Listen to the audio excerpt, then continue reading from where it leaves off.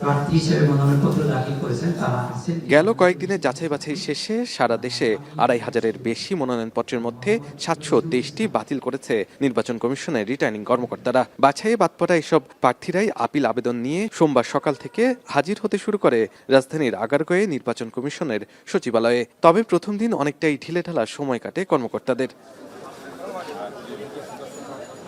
আপিলকারীরা কেউ কেউ অভিযোগ করেন অনেক ক্ষেত্রে তুচ্ছ কারণে বাতিল করা হয়েছে মনোনয়ন, অনেকে আবার অভিযোগ করেন নিরাপত্তাহীনতার। শঙ্কা জানিয়েছেন নির্বাচন নিয়েও। তার নামে মামলা ছিল, কিন্তু আমার মনোনয়নপত্রটি বাতিল করে দিল, তার মনোনয়নপত্রটি বাতিল না করে স্থগিত করলো যে তোমাকে সময় দেওয়া হলো।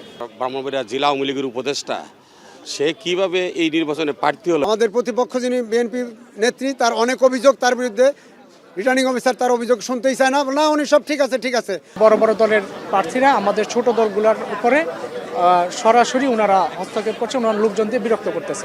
যারা স্বাক্ষর করেছেন এই প্রায় ৫,০০০ মানুষ এত অল্প সময়ে, ওনারা চান আমি যাতে নির্বাচনে কন্টেস্ট করতে পারি, তো সেই জন্য আমরা আপিল করেছি। অঞ্চলভিত্তিক 10টি বুথে চলছে আপিল গ্রহণ। বুথ পর্যবেক্ষণে গিয়ে ইসি সিনিয়র সচিব জানালেন, দ্বৈত নাগরিকত্ব সহ বিবেচনাধীন সব বিষয়ে যাচাই বাছাই করেই সিদ্ধান্ত নেবে কমিশন। 1842টা বৈধ আর 726টা আপনার রিটার্নিং অফিসার কর্তৃক আপনার বাতিল করা হয়েছে। 3টার মধ্যে আলোচনায় আসেনি। মাননীয় প্রয়াত প্রধানমন্ত্রী ওনারটা যেহেতু ইনফ্যাকচুয়াস হয়েছে, ওটাকে নেওয়া হয়নি, সেই সূত্রে 726টা যারা বৈধ ঘোষিত হয়েছে তাদের বিরুদ্ধে অথবা যাদের অবৈধ ঘোষণা করা হয়েছে তাদের বিরুদ্ধে উভয়ের ক্ষেত্রেই আপিল করার সুযোগ আছে। এবং আমরা এখানে এই আপিলের ব্যবস্থাটা আগামী 9 তারিখ পর্যন্ত চালু থাকবে।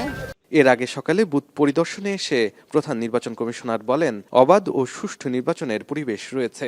We are trying our best. দেখতেছেন তো আপনারা এখন ধরেন যখন নমিনেশন ফাইল করে অনেক লোক গিয়ে হাজির হয়, রিটার্নিং অফিসারের ওখানে অনেক একটু ভিড় হয়, কিন্তু it will all be over ইনশাল্লাহ। আমরা এখনো কনভিন্সড যে আমরা একদম একটা ফেয়ার অ্যান্ড ক্রেডিবল ইলেকশন ইনশাল্লাহ দিতে পারবো। প্রার্থিতা ফিরে পেতে আপিল শুনানি ও নিষ্পত্তি শুরু হবে 10 জানুয়ারি, চলবে 18 জানুয়ারি পর্যন্ত। 20 তারিখ প্রার্থিতা প্রত্যাহার করতে পারবে প্রার্থীরা। এরপর চূড়ান্ত প্রার্থী তালিকা প্রকাশ ও প্রতীক বরাদ্দ হবে 21 জানুয়ারি। শাহাদাত অফরো, এখন, ঢাকা।